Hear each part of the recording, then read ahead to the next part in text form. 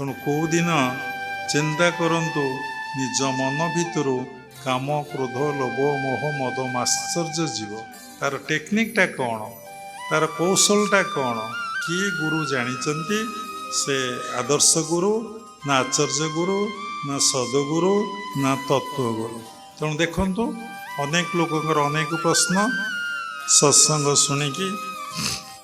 ତେଣୁ ଯେତେବେଳେ ସାଧନା କରିବେ ଆଗ ନେଗେଟିଭ୍ସ ତମ ଭିତରେ ପ୍ରବଳ ମାତ୍ରାରେ ବାହାରିବ, ତମ ମନକୁ ଅସ୍ଥିର କରିବ, ତମକୁ ଚଞ୍ଚଳ କରିବ, ତମକୁ ବହିର୍ମୁଖୀ କରିବ।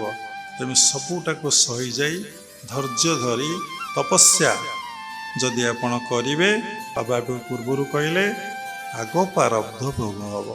ସବୁଟା ଯଦି ସହି ଭଗବାନଙ୍କ ପାଖରେ ଦୃଢ଼ ବିଶ୍ୱାସ ଆଉ ନିର୍ଭର ରଖିବେ, ତାହେଲେ ସେଇ ପରମ ପିତା ପରମ ବ୍ରହ୍ମ ଯାହାଙ୍କ ହାତ ଧରିଥିଲେ ଆଉ କେବେ ଛାଡ଼ିବେ ନାହିଁ।